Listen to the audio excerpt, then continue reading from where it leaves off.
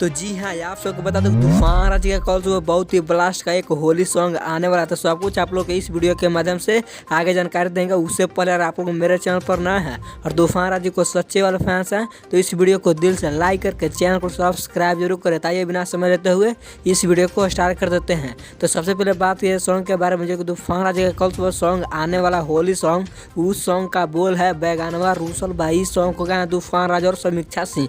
काफ़ी ज़बरदस्त का यह सॉन्ग बनाया गया है और इस सॉन्ग को कल सुबह spark music world YouTube channel के माध्यम से फुल वीडियो सॉन्ग को रिलीज कर दिया जाएगा।